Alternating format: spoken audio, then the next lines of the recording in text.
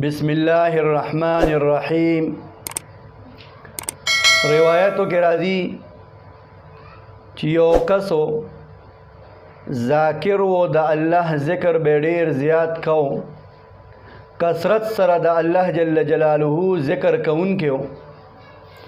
یو ورځ ورته شیطان په زړه کې وسوسه واچوله چې یاره ته خو د الله دونه ذکر کې روزانه لګیای الله الله الرحمن الرحمن الرحیم الرحیم، د الله نمونه اخلي، دی خدای خو تا ته چرتم آواز ونک، تاله ستا د ذکر جواب در نک، تا تاړو اندازه او پته نه لګي چې دا ته کم ذکر کې په دې باندې ستانه ستا خدای خوشاله دی او که خوشاله نه دی، دا قبول دی او که قبول نه دی.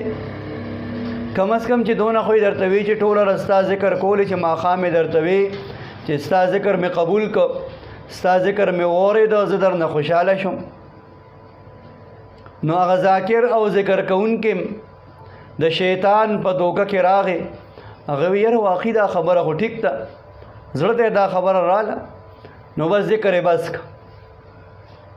چې ذکر یې بس که، ذکر یې نه کو.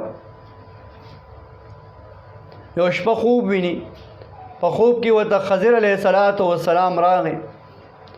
وی الله جل جلاله فرمایي چې ته خو اوس مونږ نه یادې دا ولې؟ نو دی ورته مکه جواب ورکوي چې زه خو الله یادوم، خو الله جل جلاله خو ما لاړو څه جواب نه راکوي، الله خو ما اړو یادوي نه.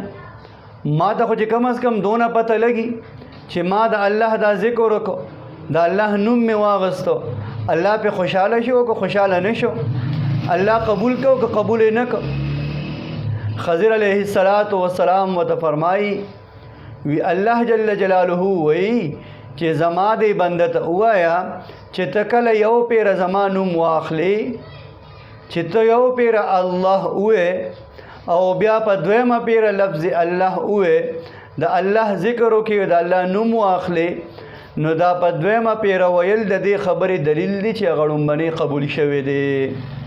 الله تعالی خوشحاله شو، نو تا یو پیره چې کوم اووي نو الله د دویم پیرې توفیق درکو، چې دوه پیرې دې اووي الله د درېمې پیرې توفیق درکو. لہذا د الله ذکر کوه، چې الله څومره د ډېر ذکر توفیق درکوي، دا د دې خبرې دلیل دی چې الله جل شانه ستانه په دې ذکر باندې خوشحاله دی او ستا دا ذکر الله ته مقبول دی او قبول دی.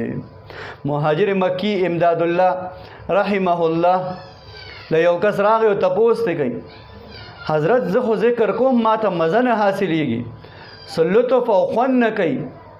هغې ورته ډېر ښکلی جواب ورکړه، وی عبداللطف مه جوړېږه، عبداللطیف جوړ شه. د لطف بنده مه جوړېږه، ذکر د دې دپاره مه کوه چې ما ته د لطف حاصل شي، ما ته د مزې حاصل شي، بلکې ذکر د دې دپاره کوه چې ته د لطیف د الله جل جلاله بندی او د الله ذکر بکول غواړي، بلکې د الله ذکر کوه، ځکه چې الله شان او د الله جل شانه مرتبه د دې خبرې الله قابل د دې دی چې د هغه ذکر وکړي شي، او چې الله جل شانه د نور ذکر توفیق درکوي. د دې نه معلومه دا شوه چې الله جل شانه ستا په دې ذکر باندې خوشحاله دی.